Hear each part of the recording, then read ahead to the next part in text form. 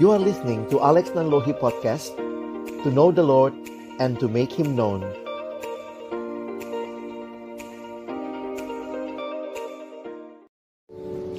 Bapa di dalam surga, pagi ini kami datang di hari perhentian yang Kau berikan kepada kami. Terima kasih Tuhan. Kami hari ini boleh datang bersekutu memuji, memuliakan nama-Mu. Tiba waktunya juga bagi kami untuk membuka firman-Mu. Kami mohon ya Tuhan, bukalah juga hati kami. Jadikanlah hati kami seperti tanah yang baik, supaya ketika benih firman Tuhan ditaburkan, itu boleh sungguh-sungguh berakar, bertumbuh, dan juga berbuah nyata di dalam kehidupan kami. Berkati setiap kami yang ada di tempat ini, baik hamba-Mu yang menyampaikan, setiap kami yang mendengarkan. Tuhan, tolonglah kami semua, agar kami bukan hanya menjadi pendengar-pendengar firman yang setia, tapi mampukan kami dengan kuasa dari Roh-Mu yang kudus, kami dimampukan menjadi pelaku-pelaku firman-Mu di dalam hidup kami, di dalam masa muda kami. Bersabdalah ya Tuhan, kami umat-Mu sedia mendengarnya. Dalam satu nama yang kudus, nama yang berkuasa, nama Tuhan kami Yesus Kristus, kami menyerahkan pemberitaan firman-Mu. Amin. Silakan duduk. Shalom. Selamat pagi teman-teman. Selamat hari Minggu. Kita bersyukur hari ini boleh sama-sama beribadah di tempat ini. Dan kita akan membuka firman Tuhan pagi ini. Kita akan belajar tentang Paulus. Kemarin kita belajar tentang Petrus. Hari ini kita akan belajar tentang Paulus. Ada banyak hal dalam hidup Paulus yang bisa kita pelajari. Tapi waktu harus membuat kita memilih apa yang kita akan pelajari. Nah, saya ingin mengajak kita membaca di dalam Kisah Rasul pasalnya yang ke-9. Kita akan lihat sebentar pertobatan Saulus, yang kemudian namanya nanti berganti jadi Paulus ya. Mari kita baca Kisah Rasul pasal yang ke-9. Kita membaca bergantian, silih berganti. Pria membaca ayat 1, wanita membaca ayat 2. Kita membaca sampai ayat yang ke-19a. Oke? Pria wanita silih berganti hingga ayat 19a. Saya membaca judulnya, lalu rekan-rekan yang pria mari mulai membaca ya. Bacanya dengan tenang saja, kita baca bukan untuk perlombaan baca ya. Kita baca supaya bisa dimengerti. LAI memberikan judul Saulus bertobat. Sementara itu berkobar-kobar, Saulus mengancam dan membunuh murid-murid Tuhan yang menghadap imam besar.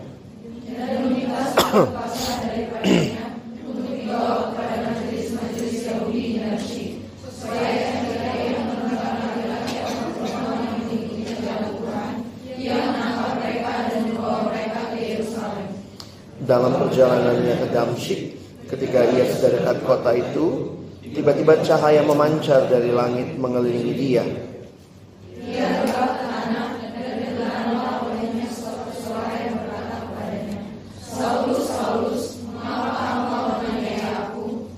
Jawab Saulus,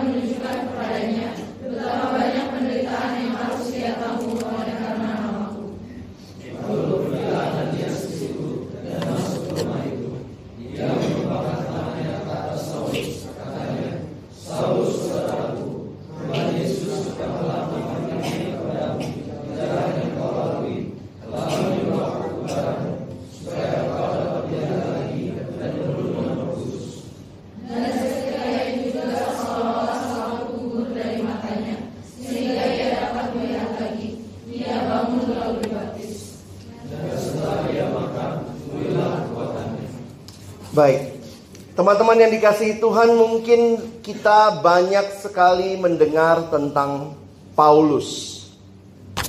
Kenapa? Kalau kita lihat sebentar, kepada dunia non-Yahudi, kalau kita tahu, Paulus ini menjadi pemeran utama di dalam Kisah Rasul ketika dia dipilih Tuhan dan kemudian dia dipakai melayani kepada bangsa-bangsa non-Yahudi. Bahkan kalau kita lihat Kisah Rasul, separuh Kisah Rasul itu ceritanya tentang Paulus. Jadi kalau kita lihat bagian awal Kisah Rasul fokusnya ke Petrus, bagian akhir Kisah Rasul itu banyak fokus ke Paulus. Sehingga ada yang bilang ini mah bukan kisah para rasul ya, kisah Paulus dan Petrus. Ya, tapi jauh lebih utama lagi ini adalah kisahnya Roh Kudus. Karena rasul-rasulnya itu kemudian mati dan Roh Kudus terus bekerja hingga kita boleh dengar Injil juga. Nah, perhatikan juga surat-surat perjanjian baru. Itu 25% isi perjanjian baru itu tulisannya Rasul Paulus. Jadi jangan heran kita sering mendengar tentang Paulus, pengajaran yang Paulus sampaikan. Karena 13 dari 21 surat di perjanjian baru itu suratnya Paulus. Tapi mungkin kalau kita membayangkan luar biasa sekali orang ini. Ini kalau lihat struktur perjanjian baru ya. Ini suratnya Paulus nih. Segini nih yang dia tulis. Mungkin kalian tidak pernah membayangkan siapa dia sebelumnya. Siapa Saulus sebelum dia bertobat.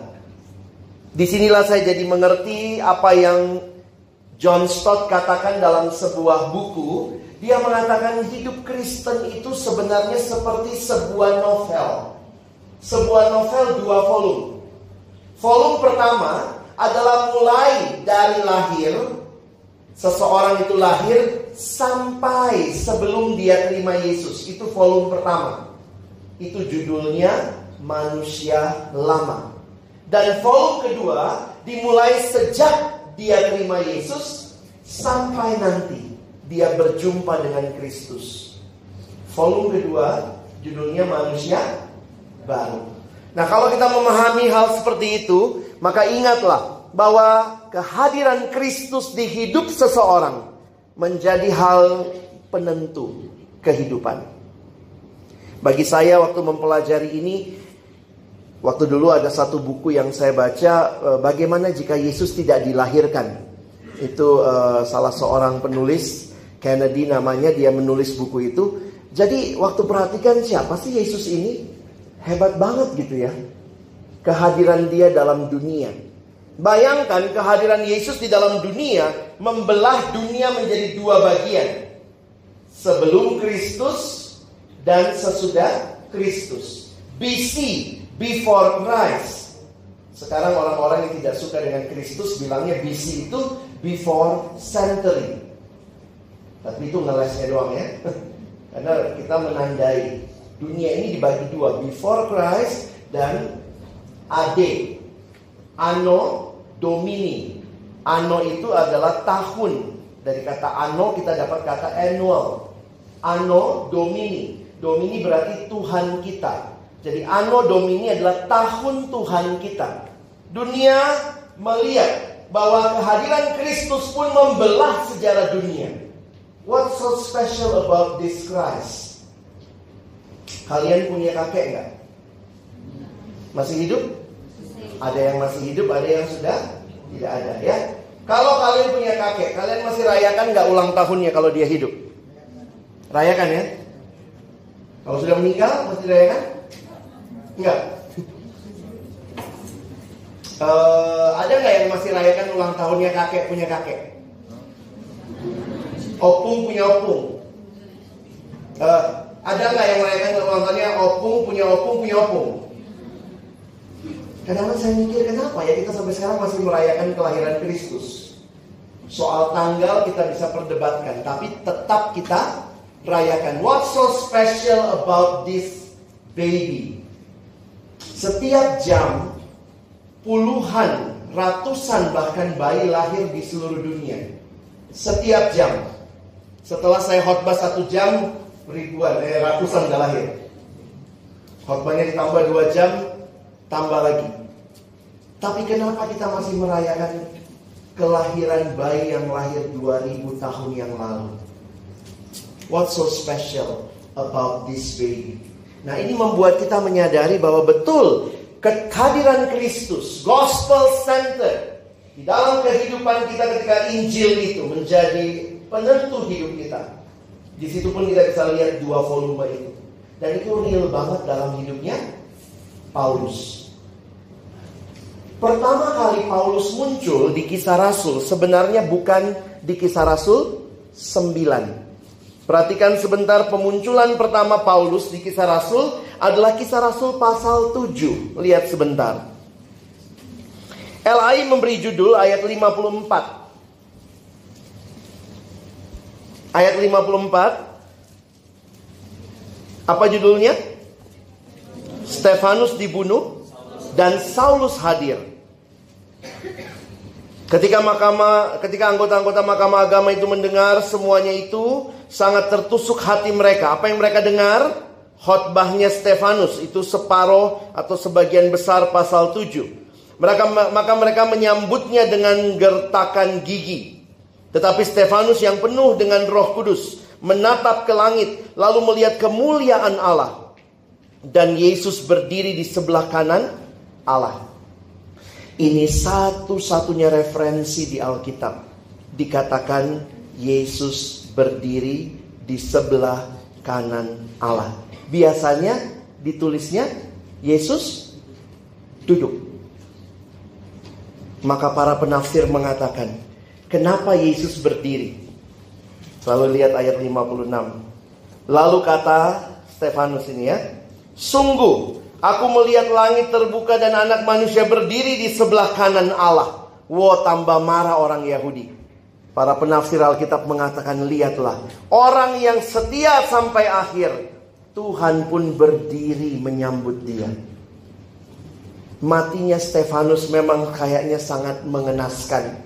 Matinya dirajam. Tapi Yesus pun berdiri menyambut hamba yang setia. Apa yang terjadi? Kalian lihat ayat 57. Maka berteriak-teriaklah mereka sambil menutup telinga, serentak menyerbu dia. Mereka menyeret dia keluar kota, lalu melemparinya. Dan saksi-saksi meletakkan jubah mereka di depan kaki seorang muda yang bernama Saulus. Pertama kali pemunculan Saulus di Kisah Rasul bukanlah catatan yang indah. Dia adalah seorang pemimpin muda. Ayat 59. Sedang mereka melemparinya, Stefanus berdoa katanya, ya Tuhan Yesus, terimalah rohku. Sambil berlutut, ia berseru dengan suara nyaring, Tuhan, janganlah tanggungkan dosa ini kepada mereka. Mirip sekali sama doanya Yesus dari kayu salib. Dan dengan perkataan itu, meninggallah ia. Pasal 8 ayat 1a menuliskan, Saulus juga setuju bahwa Stefanus mati dibunuh. Ada yang bertanya apakah Saulus ikut membunuh atau dia cuma jaga baju gitu ya. Dia kayak tempat penitipan. Saksi-saksi meletakkan jubah mereka. Makanya ada beberapa penafsir Alkitab ada yang bilang, jangan bilang dia pembunuh dong, dia cuma dititipin baju kok gitu ya. Tapi ayat 1a menunjukkan kepada kita dia setuju. Sebenarnya apa bedanya ya? Yang setuju orang dibunuh dan yang membunuh sama-sama sebenarnya niatnya membunuh. Makanya kalau kita perhatikan di pasal yang ke-8 tadi ya, coba buka lagi, pasal yang ke-9mu tadi. Apa tujuan dia datang?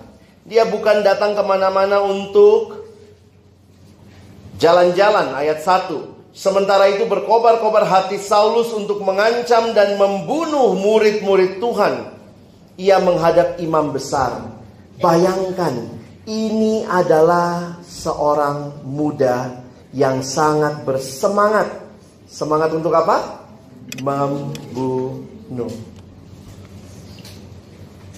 Nah, teman-teman yang dikasihi Tuhan, dari titik inilah saya ingin mengajak kita melihat sedikit latar belakangnya Paulus, ya. Saya tidak bisa bahas semuanya dengan detail, tapi kiranya ini menolong kita melihat latar belakangnya. Jadi Saulus itu, atau yang dulunya kemudian berganti nama jadi Paulus, dia seorang Yahudi tulen. Seorang Yahudi tulen, ini bisa kita lihat di dalam Filipi pasal 3 ayat yang kelima. Kita buka sebentar ya. Coba lihat, di dalam Filipi ini jelas sekali Paulus menyatakan apa yang menjadi bagian hidupnya. Filipi 3 mulai dari ayat yang keempat. Saya baca ayat yang keempat, kalian baca ayat yang kelima, keenam. Setelah saya baca ayat yang keempat. Sekalipun aku juga ada alasan untuk menaruh percaya pada hal-hal lahiriah. Jika ada orang lain menyangka dapat menaruh percaya pada hal-hal lahiriah, aku lebih lagi.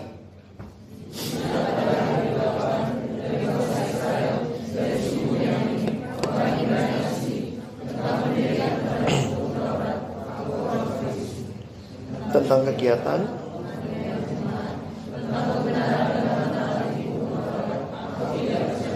Nah, lihat kesaksiannya Paulus ya. Dia mengatakan, inilah aku dulunya, begitu ya. Teman-teman perhatikan, ini menjadi kebanggaan bagi Paulus. Dia pikir dengan semua hal ini dia bisa selamat. Kita udah belajar berhala ya. Ini berhala-berhalanya Paulus. Jadi Paulus bilang, dulunya saya pikir karena saya punya ini, semua saya bisa selamat dengan kebenaranku sendiri. Wah, dia Yahudi tulen, saudara. Walaupun dia di diaspora. Diaspora itu dia tinggalnya. Jadi anggaplah gini, kalian orang Batak misalnya ya, sorry yang Batak ya. Yang orang Batak tapi lahirnya di Bali, kira-kira begitu.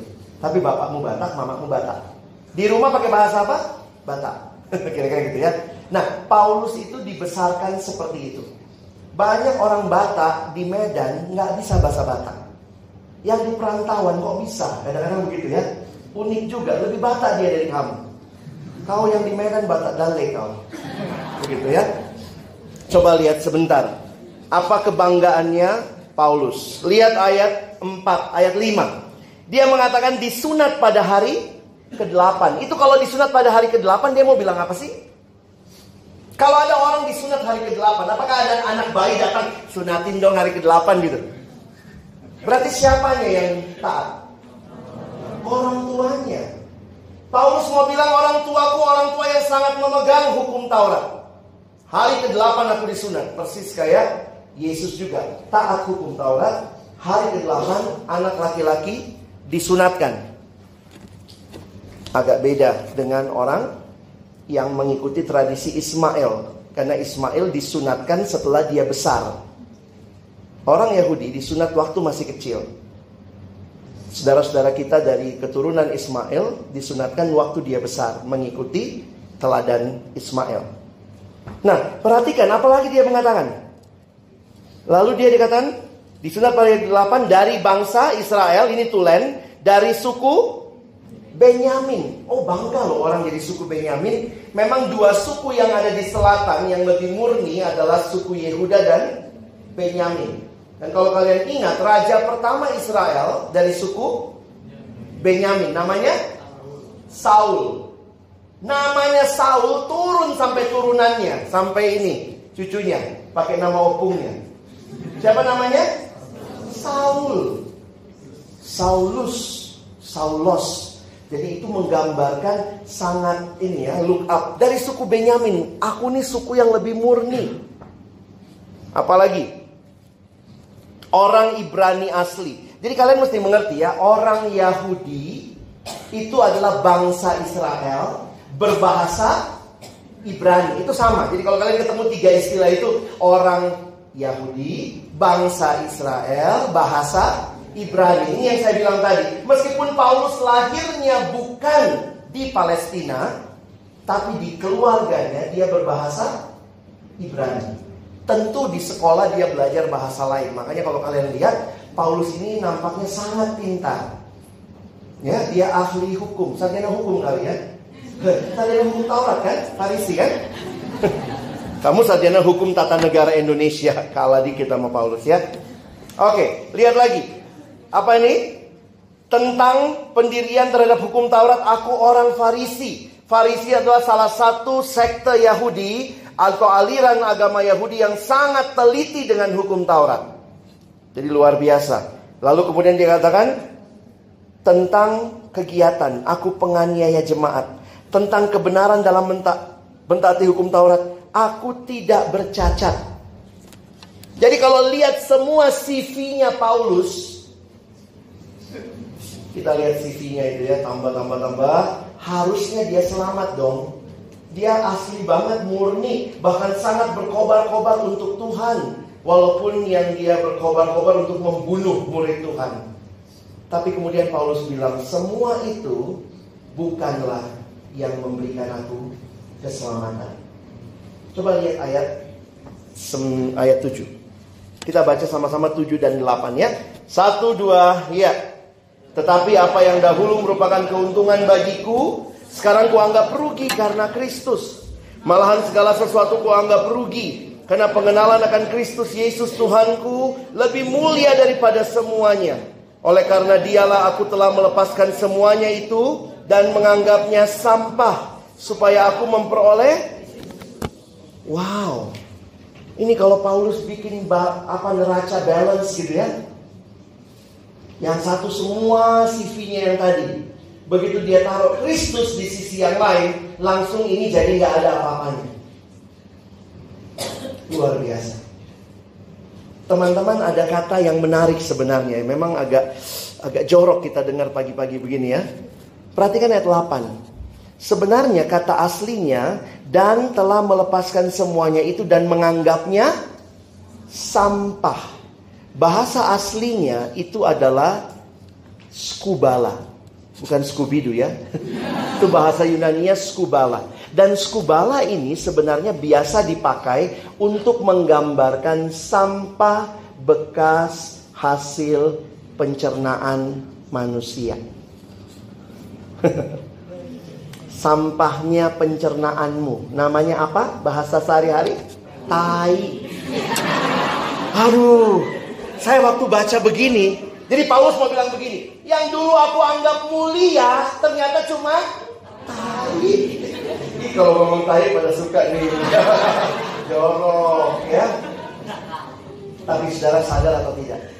Kalau bukan Kristus yang kamu andalkan, semua berhala itu yang kamu andalkan, jangan-jangan banyak orang sedang mengandalkan tai. Jujur kadang-kadang saya lihat alumni ya. Beberapa kali ketemu alumni, saya pikir bersyukur alumni yang masih setia melayani. Tapi jangan-jangan juga banyak orang jadi alumni sudah mulai membanggakan tai. Sorry to say, Yesus bilang apa? Untuk apa seorang memperoleh seluruh dunia ini, tapi dia kehilangan nyawanya? Kita sih maunya dapat dua-duanya ya. Dapat seluruh dunia, dapat Yesus juga, asik gitu ya. Tapi seringkali hidup tidak seindah itu. Tuhan bilang mau ikut aku, sangkal diri, pikul salib. Yesusnya lewat jalan salib kok. Kenapa kita jadi orang Kristen yang seringkali mau, itulah generasi ini generasi yang manja. Pengennya sesuatu yang empang ya, enak dan gampang, maunya begitu. Sampai ikut Yesus pun maunya empang. Padahal ingat loh, Yesus bukan lewat jalan tol, dia lewat jalan salib. Jalan tol, jalan bebas hambatan. Jalan salib, penuh dengan penderitaan. Siap gak kita ikut dia?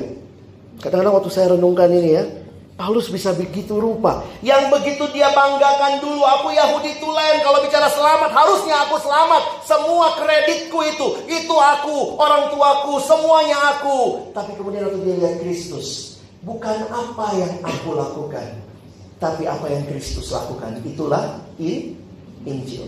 Makanya dia teruskan. Saya harap kalian bisa ngerti ya. Dia berpikir kebenarannya menyelamatkan dia. Tidak, itu cara dunia. Dunia berpikir kebenaran mereka, amal mereka, heritage mereka menyelamatkan mereka. Itu namanya kebenaran sendiri. Tapi Paulus menyadari, bukan apa yang aku lakukan, tapi apa yang Kristus lakukan. Berarti aku selamat karena kebenarannya siapa? Kristus.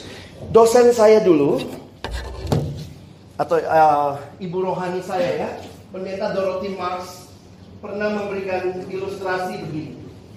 Sebenarnya bayangkan kalau ini adalah manusia dalam dosa. Maka bayangkan waktu manusia dalam dosa, ingatlah Allah tidak bisa berkompromi dengan dosa. Maka ketika Allah melihat kita, tidak ada lain, tidak ada bukan selain dosa harus dihukum. Upah dosa adalah maut. Mungkinkah manusia yang berdosa datang kepada Allah? Nggak mungkin. Yang paling mungkin adalah Allah yang datang jadi manusia. Karena itu kekristenan bukan bicara manusia cari Allah. Tidak ada seorang pun yang mencari Allah, kata Roma pasal 3. Tidak ada yang mencari Allah.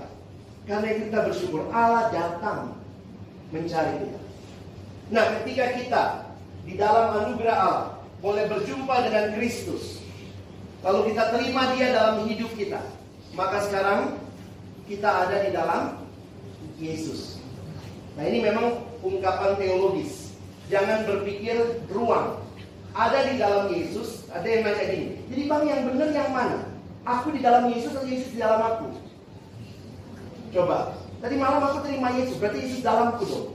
Tapi katanya aku dalam Yesus. Ya, kesalahan mana? Aku apa Yesus? Kalau mikir gitu, oh jadi gila. Kenapa? Karena Yesus adalah Allah yang adalah roh. Dia adalah pribadi Allah, sehingga kita tidak bisa berhitung secara matematis ruangan. Apa artinya ada di dalam Kristus, Kristus di dalam aku? Mungkin ilustrasi paling sederhana begini. Kamu ambil kapas, kamu masukkan kapas ke dalam air. Setelah kapas itu di dalam air, sekarang saya tanya, itu air dalam kapas atau kapas dalam air? Kira-kira begitu ilustrasinya. Kita menyatu dengan Kristus. Ini doktrin yang Paulus sampaikan. Kalau kalian baca tulisan Paulus, salah satu doktrin yang Paulus, Yohanes sampaikan adalah doktrin di dalam Kristus. En Kristo. Jadi kalau saya perhatikan, ada kurang lebih 164 kali Paulus menggunakan istilah di dalam Kristus, di dalam Dia. Jadi itu adalah gambaran kesatuan rohani. Itu yang digambarkan tadi ya. Jadi saya yang berdosa, saya terima Yesus, sekarang saya ada di dalam Dia. Sekarang waktu Allah melihat saya, Allah melihat siapa? Yesus. Apakah kebenaranku yang menyelamatkan aku? Bukan. Allah tidak menghukumku karena kebenarannya Kristus. Makanya perhatikan semua istilah keselamatan dalam Alkitab kita. Saya bilang kemarin, itu atau menggunakan istilah pasif. Kita dibenarkan. Jadi kebenarannya siapa? Kristus. Kenapa Allah tidak hukum kita? Bukan karena kitanya. Kalau karena kitanya pasti dihukum dosa. Tapi waktu kita terima Yesus, kita ada di dalam Dia.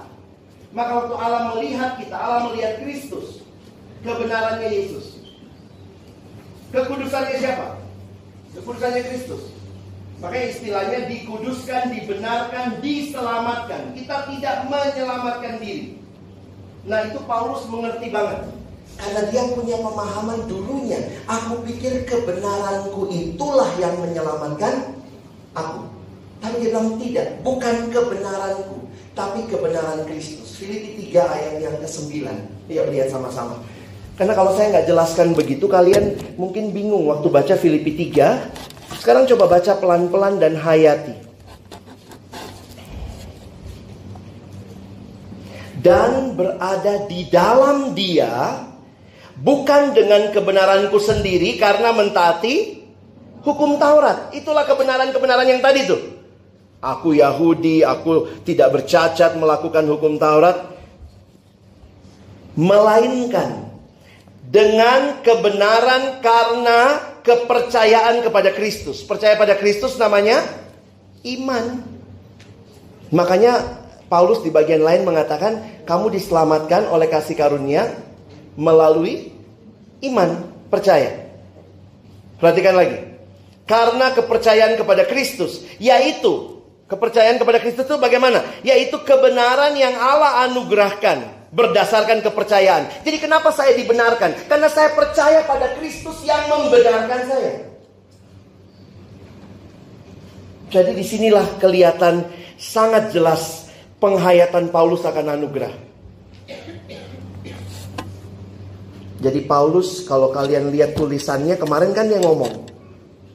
Di kalimat yang lain dia mengatakan, bukan berdasarkan perbuatan.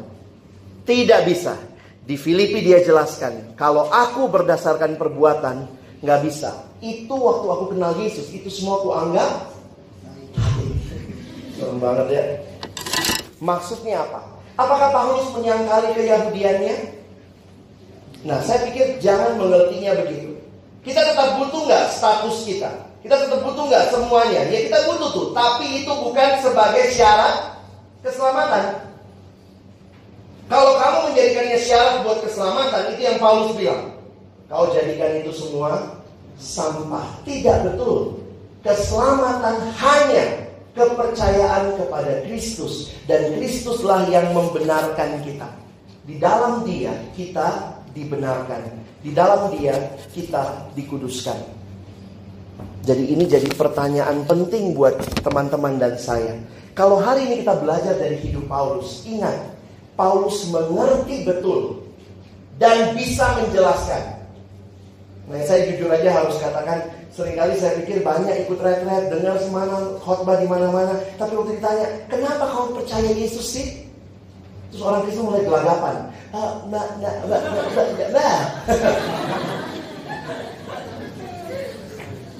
Sedihnya di gereja ada yang namanya katekesasi. Sebenarnya itu untuk mengajarkan dasar-dasar pemahaman Kristen, supaya kamu juga bisa menjelaskan. Sayangnya katekesasi di banyak gereja tidak dengan baik mengajarkan ajaran-ajaran dasar. Jadi saya pikir ini sangat mendasar sih ya. Saya bersyukur ada tema seperti ini, Gospel Center. Kenapa? Kristen tanpa Injil nggak ada Kristen. Tapi karena ada Injil maka ada kekristenan.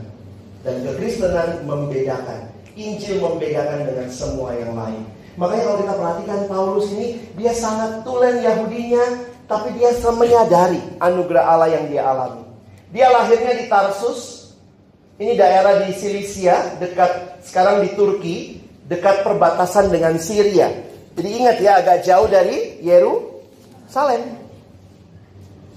Pendidikannya dia sempat sekolah ke Yerusalem, mungkin dikirim mamanya ya, pergi kau sekolah, biar nggak lupa akar kita, belajar bahasa Batak. Ya, dikirim sekolah di Yerusalem. Dia jadi kelompok Farisi, berarti sangat teliti dengan hukum Taurat, di bawah asuhan guru Gamaliel. Nah, ini Gamaliel gurunya Paulus. Nah, Gamaliel ini salah satu pemimpin besar pada waktu itu, ya. Sikapnya terhadap Kristen menganiaya. Nah, inilah Saulus yang kita kenal. Perhatikan pertobatannya. Kita sudah baca tadi ya. Jadi kalau kita lihat kalimat ini menarik ya. Saulus, Saulus. Di Alkitab kalau Tuhan sudah ngomong 2 kali, hati-hati kau. Waktu Tuhan ngomong sama Marta, juga masih ingat ya? Waktu Marta ngelapor sama Yesus.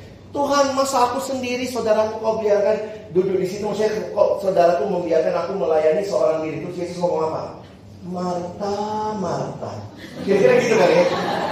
Gimana dong? Coba ekspresikan. Masa Marta, Marta? Ini kan kutipan langsung, ayolah. Kalian kan imajinasi sedikit. Pasti Yesus ngomongnya Marta, Marta. Please deh. Coba ini ngomongnya gimana? Saulus, Saulus. Jangan lupa loh, kan 2 kali. Jangan kau pikir kok 2 kali. Biar kalau jatuh satu masih Saulus gitu. Jadi saya waktu membayangkan Tuhan ngomong gitu ya sama dia ya. Saulus, Saulus, mengapa engkau menganiaya aku? Saya mau tanya, bagian mana tubuh Yesus yang dianiaya Saulus? Ada Yesus secara fisik di situ? Apa sih tusuk-tusuk? Apa sih gitu ya? Lihat nggak? Ini teologis banget. Penderitaan yang dialami umat Allah karena nama Tuhan itu adalah penderitaannya Yesus sendiri. He suffered with us. Karena itu ingat, Paulus menganiaya gereja, tapi Tuhan pemilik gereja berkata, yang kau aniaya itu sebenarnya aku. Gereja kalau alami aniaya jangan terlalu beringas. Belajar menerapkan. Kita tentu memperjuangkan keadilan ya. Kadang-kadang di Indonesia bangun gereja masih susah.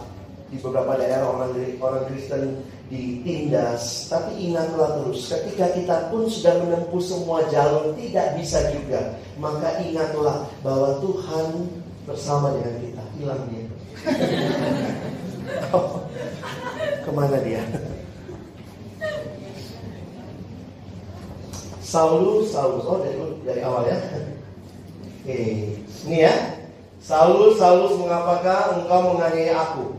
Ya wajar juga dia nanya, siapakah engkau Tuhan? Katanya, akulah Yesus yang kau aniaya itu. Saulus menganiaya jemaat Tuhan. Tetapi yang mengalami aniaya itu, Tuhan pemilik jemaat itu mengatakan, akulah yang kau aniaya itu. Tapi bangunlah dan pergilah ke dalam kota, di sana akan dikatakan kepadamu apa yang harus kau perbuat. Lalu dikatakan dia 3 hari matanya buta. Teman-teman, saya bisa bayangkan ya, dia pergi ke Damsyik untuk menganiaya orang Kristen. Tiba-tiba buta lalu jadi Kristen. Bayangkan itu ya. Saya cukup bisa membayangkan. Ya takutlah si Ananias. Tuhan, aku dengar banyak tentang dia. Dia datang ke sini buat bunuh kami. Terus Tuhan suruh ke sana. Halo, buk gitu ya.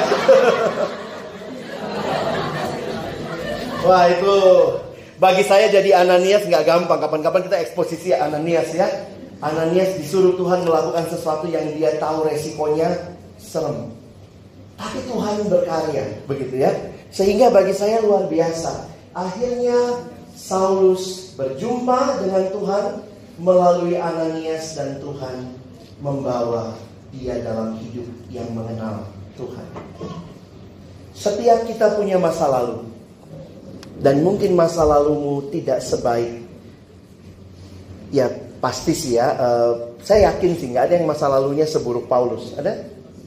Bang, aku juga dulu pembunuh gitu ya. Saya kemarin pakai pisau loh, bunuh Kristen di kampus gitu ya. Ini red-rednya udah Paulus semua ini. Tapi saya coba menghayati begini. Kalau Paulus yang masa lalunya begitu kelam Tuhan bisa pakai, maka engkau dan saya yang masa lalunya, kita pasti punya masa lalu ya. Tapi Tuhan tidak hanya melihat masa lalu.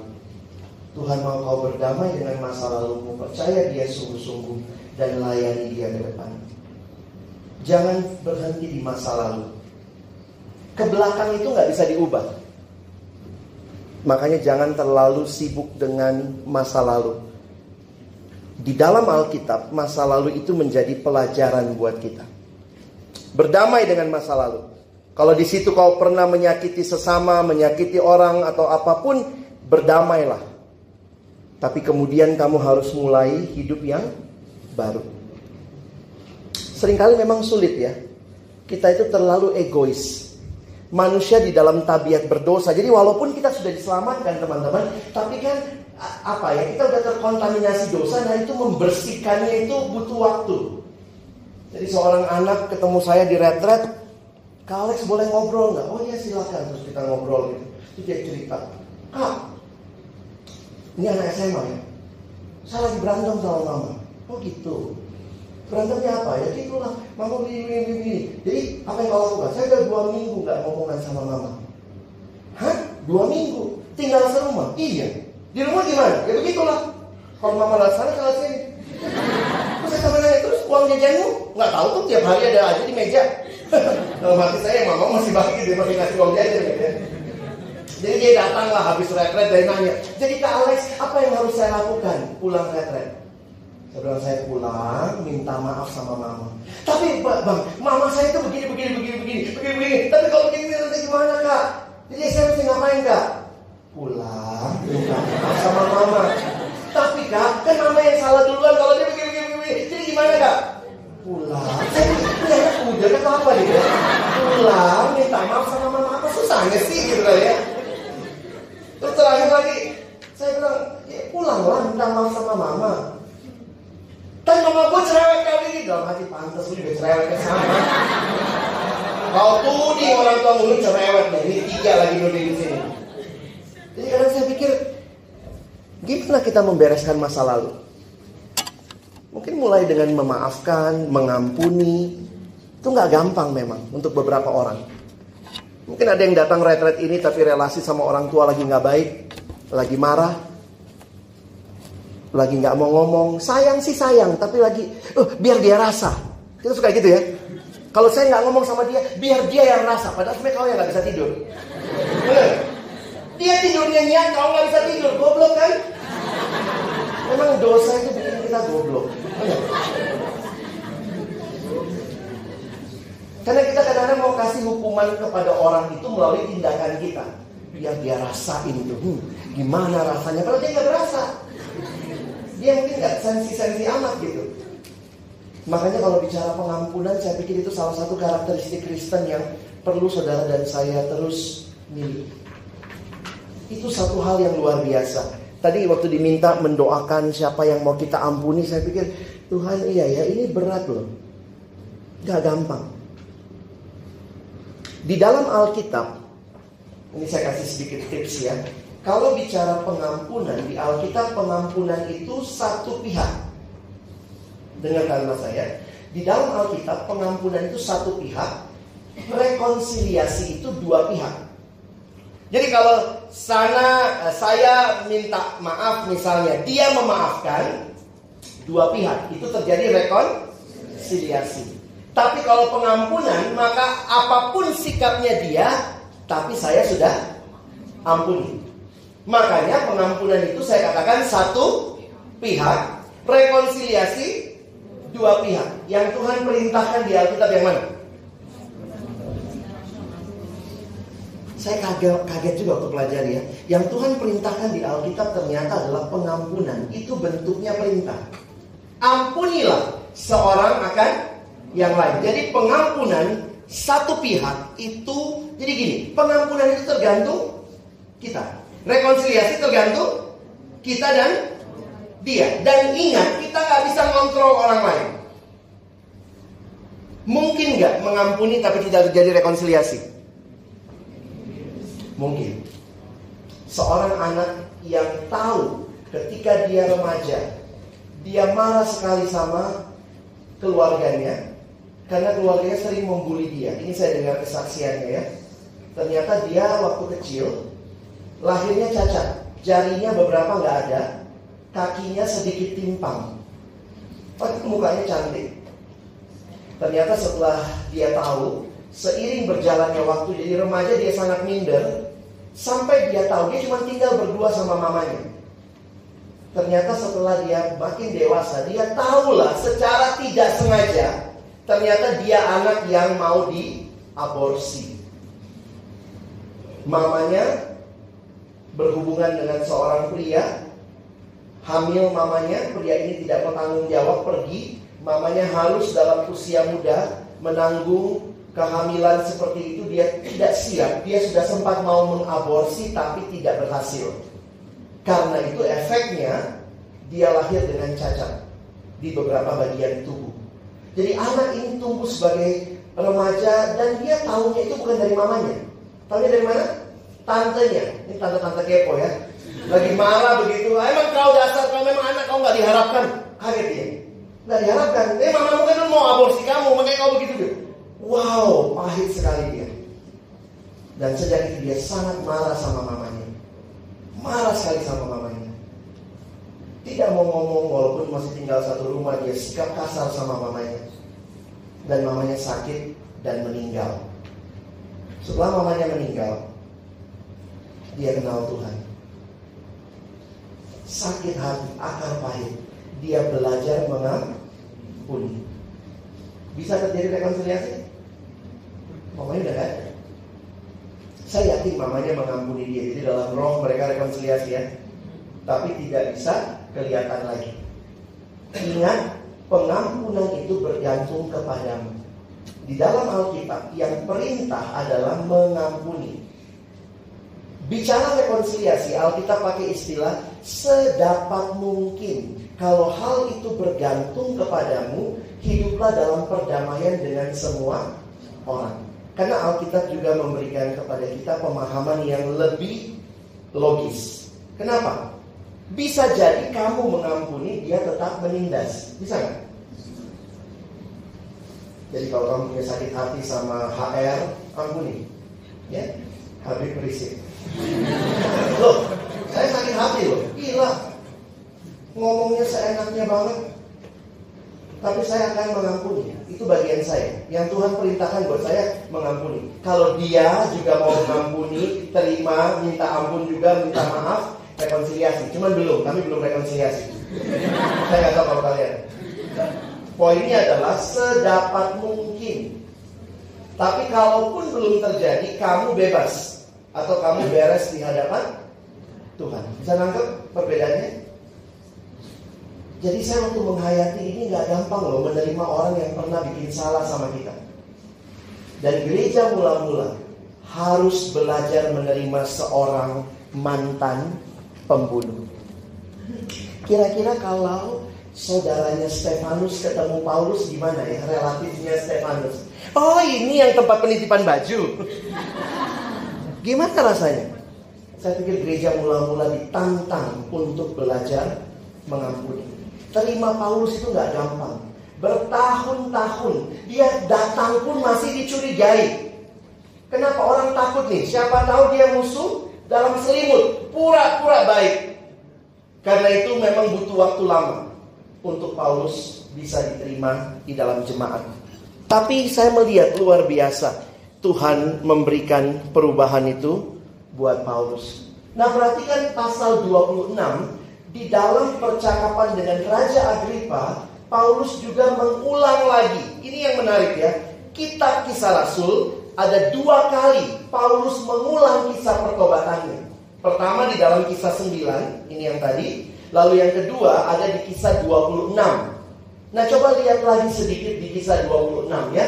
Ayo kita baca sama-sama. Semoga masih kelihatan ya. Ayat 16 sampai 18. Pria 16, wanita 17, kita sama-sama 18 ya. Pria mulai 1, 2, ya. Aku menampakkan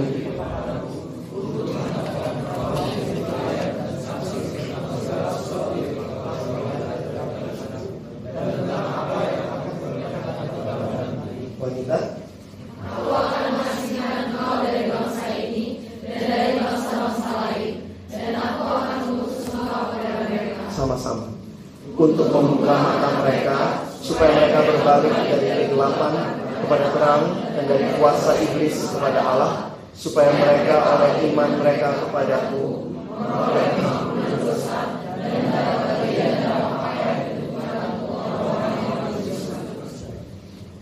Perhatikan sebentar, kita buka Kisah Rasul 26 di Alkitab kita ya. Saya mau menunjukkan kepada kalian keindahan panggilan Tuhan bagi Paulus. Di dalam Kisah Rasul 26,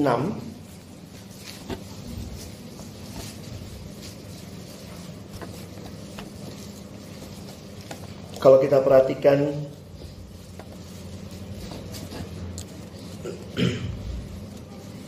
ayat 19.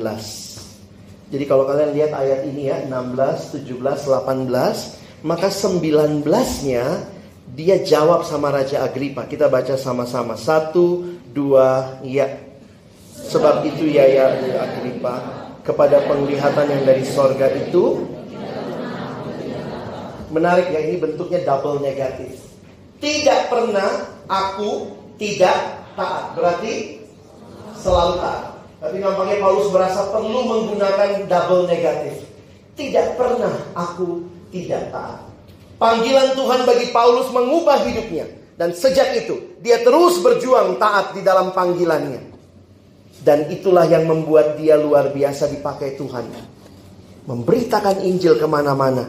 Dan bagi saya ini adalah satu hal yang menarik. Perhatikan, aku akan mengasingkan engkau dari bangsa ini dan dari bangsa-bangsa lain. Aku akan mengutus engkau kepada mereka untuk membuka mata mereka supaya mereka berbalik dari kegelapan kepada terang dan dari kuasa iblis kepada Allah, supaya mereka oleh iman mereka kepadaku memperoleh pengampunan dosa dan mendapat bagian dalam apa yang ditentukan untuk orang-orang yang dikuduskan. Jelas Tuhan selamatkan Paulus bukan dengan kebenarannya, dan tugas yang diberikan beritakan hal yang sama, Injil, ya, supaya oleh iman mereka kepadaku memperoleh pengampunan dosa. Nah teman-teman, bagi saya yang penting bagi kita, jangan hanya melihat masa lalu, tapi lihatlah status barumu di dalam Kristus, dan mari melangkah ke depan untuk taat panggilan Tuhan. Saya ingin menutup dengan memberikan beberapa ayat untuk kita menghayati. Saya tulis ini ya. Bagaimana sikap hidup anak Tuhan yang menyadari dan mengalami Injil kasih karunia. Masih ingat kemarin waktu saya cerita tentang mercy and grace. Mungkin buat kamu, wow, kok bisa gitu ya, gak logis banget ceritanya. Tapi itu ada buktinya di dalam dunia. Kita yang melawan Allah bukan hanya tidak dihukum, that is mercy, tapi kita diangkat jadi anak, that is grace. Nah, waktu kamu menyadari itu terus-menerus, kira-kira kesadaranmu akan menjadi seperti apa? Saya coba lihat timeline Paulus ya. Saya akan angkat tiga kitab. Kalian tolong perhatikan. Pertama kitab Korintus, yang kedua kitab Efesus, yang ketiga kitab 1 Timotius. Perhatikan tiga kitab ini ya. Pertama apa? Korintus, yang kedua Efesus, yang ketiga 1 Timotius. Perhatikan sebentar ini timeline hidupnya. Paulus bertobat kira-kira tahun berapa? Ayo. Atau gini deh pertanyaan anak sekolah minggu. Paulus bertobatnya sesudah Yesus naik ke surga atau sebelum Yesus naik ke surga? Sesudah. Ya, yakin ya? Sebelum sesudah. Yesus naik ke surga Kisah Rasul 1. Paulus bertobat tadi Kisah Rasul 9. Nah, kira-kira Yesus naik ke surga tahun berapa? Ini hitung-hitungan anak sekolah minggu lah.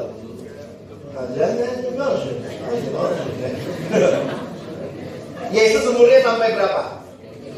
Kita bilangnya 33. Memang ada perbedaan perhitungan tahun. Kita ambil aja Yesus lahirnya tahun 0 lah ya.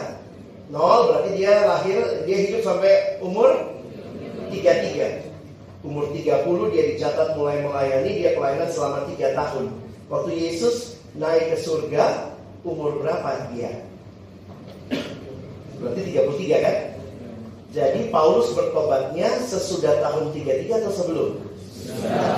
Orang bodoh juga tahu ya. Jadi kira-kira tahun berapa Paulus bertobat?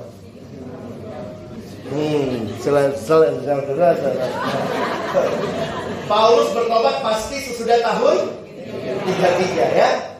Kisah Rasul 1 tahun 33. Kisah Rasul 9 tahun tambah sendiri tiap pasal 1 tahun gitu ya. 39 bang. Enggak lah ya. Para ahli memperkirakan Paulus bertobat kira-kira tahun 35. Ya. Nah ini dia lahir kira-kira abad pertama tahun 5. Paulus lahir. Dia bertobat tahun 35. Berarti dia bertobat kira-kira umur 30. Kenapa dibilang muda? Pada masa itu pemimpin-pemimpin usianya 40 tahun ke atas. Karena itu Timotius walaupun usianya sudah 30, di dalam 1 Timotius dikatakan jangan seorang pun menganggap engkau muda. Karena waktu itu yang memimpin umur 40-an. Yesus pun masih termasuk pemimpin muda, yang leader. Paulus juga pemimpin muda dan sudah memimpin pembunuhan. Hebat ya? Pemimpin muda, tempat penitipan baju dan pembunuh. Wah, gitu ya. Nah, perhatikan nih ya. Lalu dalam sejarah, ini kalau kalian mau cerita, memang ada waktu yang tidak diketahui, tapi diperkirakan Paulus itu karena memang sulit diterima waktu itu, dia sempat mengasingkan diri ke Arab. Jadi Paulus kalau menurut Galatia 1, kira-kira selama 3 tahun setelah bertobat, dia pergi ke Arab. Itu menurut Galatia 1. Sesudah 38 dia balik, dia pergi ke Yerusalem. Apa tujuannya? Sebenarnya nanti kalau kalian baca kitab Galatia ketahuan. Tujuannya supaya Paulus mau cek apakah yang dia mengerti sama-sama yang dimengerti oleh para rasul. Kenapa? Para rasul tinggalnya di mana waktu itu? Yerusalem. Dan waktu dia ketemu rasul, ternyata sama ajarannya. Ingat ya, rasul ketemu Yesus langsung, Paulus tidak. Tapi dia berjumpa dengan Kristus dalam penglihatan. Dan kemudian ada yang mengatakan, selama 3 tahun Paulus di Arab, nampaknya dia merenungkan ulang semua perjanjian lama dalam perspektif Injil. Nah, maksudnya? Jadi Injil itu akan menolong kita mengerti semua perjanjian lama. Dan dia sampai kepada kesimpulan, semua itu kalau dijadikan dasar keselamatan itu karena keselamatan itu hanya karena iman pada Yesus. Dan waktu dia selesai dari Arab, dia pergi ke Yerusalem, dia cek sama nggak yang dia mengerti sama para rasul. Dan itulah kitab Galatia. Kitab Galatia mengatakan ternyata sama. Disitulah Paulus pun juga diakui kerasulannya. Lalu kemudian dia pergi. Hebat banget ya. Dia pergi ministry di, ya biasanya orang kalau mulai pelayanan kemana? Kampung halaman. Dia pulang ke Tarsus. Kalau kita lihat kisah Rasul, lalu dia pergi sama Antioquia, sama Barnabas ke Antioquia. Lalu mereka ke Yerusalem. Lihat tahun-tahunnya ya. Dia bertobat tahun 35. Lalu dia tulis kitab. Nah ini bisa lihat ya, ini kitab-kitab yang ditulis. Kitab pertama yang Paulus tulis adalah kitab Galatia. Kitab Galatia dia tulis dalam perjalanan misinya yang pertama. Kadang-kadang kalau kita baca, oh Paulus dari kota ini pergi ke kota ini, lalu pergi lagi ke kota ini. Kau pikir naik AirAsia? Waktu saya pelajari misinya, ternyata misi pertama berapa lama jaraknya? 2 tahun. Di Alkitab kita cuma 2 pasal. Tapi itu ternyata Paulus dari kota ini ke kota ini terus berlayar Injil selama 2 tahun. Makanya perjalanan misi pertama 2 tahun, 50 sampai 52. Nah, di sini dia tulis kitab 1 dan 2 Tesalonika. Berikutnya perjalanan misi ketiga, dia tulis surat 1 dan 2 Korintus. Jadi pertanyaan saya, waktu Paulus tulis kitab Korintus, Paulus sudah berapa lama bertobat? Tadi dia bertobatnya tahun 35. Berarti dia di sini 1 Korintus, anggaplah tahun 52-nya yang kita ambil. 52 kurang 35, berapa tahun? 17 tahun. 17 tahun sudah jadi rasul, matang gak? Oh matang ya. Kitab pertama tadi 1 Korintus. Kitab kedua yang saya mau ajak kalian lihat Efesus. Pertanyaannya sama. Waktu dia tulis Efesus, sudah berapa lama dia bertobat? Efesus dia tulis di sini kira-kira tahun 59. 59 kurang 35. Berapa? 24 tahun. Kitab terakhir berapa? 1 Timotius. Dalam sejarah, nah ini daerah-daerah yang Paulus layani ya. Nih, bayangkan nih ya. Waktu orang men-trace ulang perjalanan Paulus disebutkan jarak yang dia tempuh itu kira-kira kalau keliling dunia itu kelilingin 3 kali. Hebat ya. Tidak naik kapal, tidak naik pesawat, naik kapal, jalan kaki dan segala macam ya. Ini daerah-daerah, ingat ini Yerusalem di sini. Terus ini tempat-tempat pelayanannya Paulus semua sampai ke sini. Bahkan diyakini nampaknya Paulus juga kan akhirnya dia sampai ke Roma. Roma yang kayak sepatu bola ini.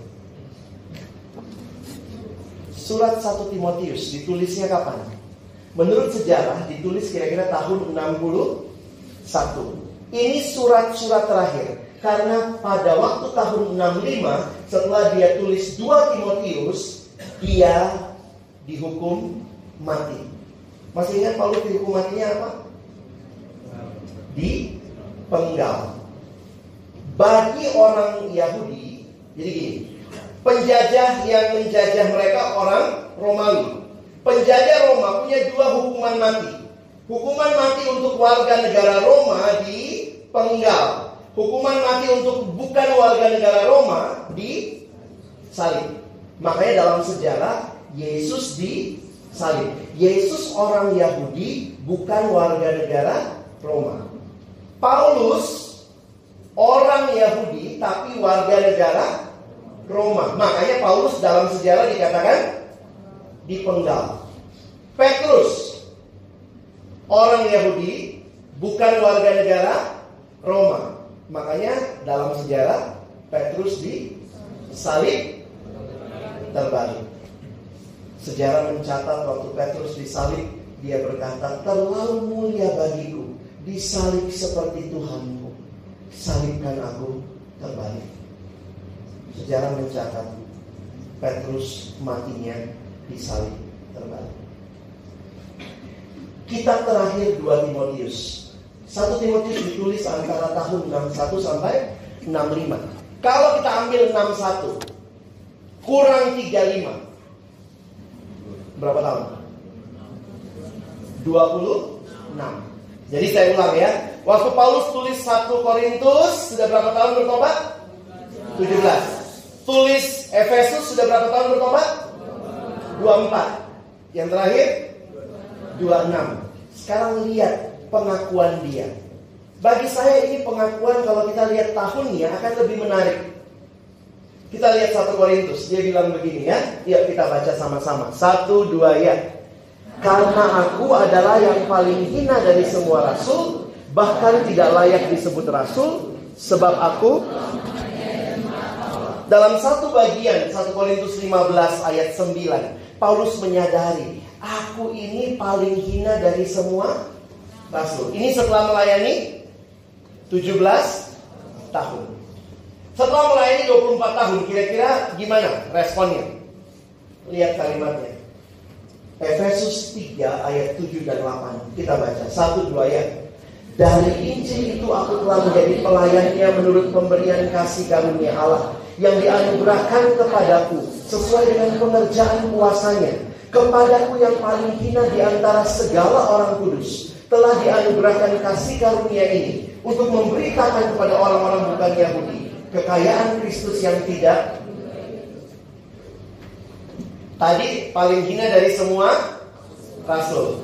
Makin lama melayani, sekarang dia paling hina dari semua orang kudus. Orang kudus itu berarti orang Kristen. Saya berpikir ya, kalau kita melayani lebih lama, kita lebih sombong atau lebih rendah hati? Kalau Injil betul membuat kamu sadar, makin kamu renungkan Injil itu, makin wow hidupmu. Wow. Kadang-kadang kita yang melayani, sorry to say ya, kita yang melayani di mimbar, bisa khotbah, bisa main musik. Kadang-kadang kita merasa, wow, saya diselamatkan Tuhan karena Tuhan tahu talentaku. Makin lama Paulus pelayanan, bukan makin sombong. Awalnya tadi ya, aku paling hina dari semua rasul. Itu aja udah hina kan? Hina, tapi di antara rasul. Oh, tetap masih agak tinggi ya. Makin lama melayani, ini aku paling hina di segala orang kudus. Kira-kira apa kalimatnya ketika dia sudah melayani 26 tahun? Kita baca ya, 1-2 ya. Perkataan ini benar dan patut diterima sepenuhnya. Kristus Yesus datang ke dunia untuk menyelamatkan orang berdosa. Dan di antara mereka akulah yang paling berdosa. Tetapi justru karena itu aku dikasihani, agar dalam diriku ini sebagai orang yang paling berdosa, Yesus Kristus menunjukkan seluruh kesadarannya. Dengan demikian aku menjadi contoh bagi mereka yang kemudian percaya kepadanya dan mendapat hidup yang makin lama melayani. Dia sadar, aku yang paling berdosa dari semua orang berdosa. Ini bukan pengagungan diri, tapi ini kesadaran betapa Injil itulah yang menyelamatkan aku. Kalau tidak ada contoh Paulus, mungkin ada yang bilang, aduh kak, saya sudah sangat berdosa, Tuhan tidak mungkin terima saya. Kau tidak lebih dari Paulus. Paulus jadi teladan, jadi contoh bagi semua yang bisa datang kepada Tuhan. Tidak ada masa lalu yang terlalu kelam untuk Tuhan ubah jadi masa depan yang sangat indah bagi kerajaannya. Makin lama kamu melayani, saya nggak tahu kalian sudah berapa lama pelayanan, sudah berapa lama kenal Tuhan sungguh-sungguh. Jangan makin sombong, tapi makin rendah hati, makin sadar, it's all by your grace. Makanya kita biasa nyanyi Amazing Grace. Kenapa gak cuma Grace? Oh itu nama teman saya bang. Tapi kita mengatakannya amazing. It's so amazing that saved a wretch like me. Inilah orang yang hidupnya dipimpin oleh Tuhan. Dan ini komitmennya kepada penglihatan yang dari surga itu. Tidak pernah aku tidak taat. Nah, sebagai penutup refleksi pribadi kita, anugerah Allah bagi orang berdosa, bahkan kepada orang yang punya masa lalu sangat kelam seperti Paulus. Teman-temanku, Tuhan mau engkau datang kepada dia dan alami masa depan yang indah. Ada satu kutipan yang setiap kali saya baca, saya terharu. Ini kutipannya, kalian bisa dapat mungkin di WA, di Google gitu ya. Tapi sekali lagi saya kutipkan buat kita. Every saint has a past. Setiap orang Kristen, setiap orang yang sekarang adalah orang kudus, pasti punya masa lalu. And every sinner has a future. Dan setiap orang berdosa yang mau sungguh-sungguh datang kepada Tuhan, alami anugerah itu, you have a future. Every saint has a past. Every sinner has a future. Amin. Mari kita berdoa. Mari ambil waktu secara pribadi responi firman di dalam doa pribadimu.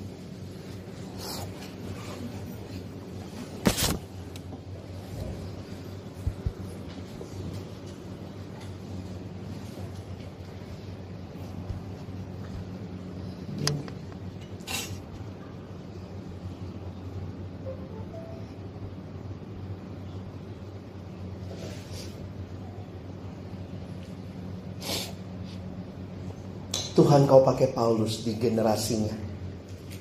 Seorang yang begitu luar biasa, punya latar belakang yang mengerikan. Tapi di dalam anugerah-Mu, dia punya masa depan di dalam Tuhan. Kami rindu di generasi ini, Tuhan, pakai kami. Kami yang sudah menyerahkan hidup kami. Tadi malam kami membuat komitmen. Kami memberikan hidup kami kepada Tuhan. Kami mau tinggalkan dosa-dosa kami. Tuhan, pakailah kami di generasi ini membawa kemuliaan Tuhan. Dan ingatkan kami terus untuk merendahkan diri. Bukan makin sombong, bukan makin merasa diri hebat, tapi seperti Paulus yang sadar betul setiap kali menghadapkan dirinya ke salib itu, dia berkata, aku yang paling hina. Tuhan, terima kasih, kau selamatkan aku. Biarlah kami pun boleh terus sadar, kami bukan hanya paling hina Tuhan, Kami harusnya binasa, tapi Tuhan selamatkan kami. Terima kasih untuk anugerah-Mu yang luar biasa. Tolong kami hidup untuk memberi yang terbaik bagi Allah, bagi sesama. Dalam nama Yesus kami berdoa. Amin.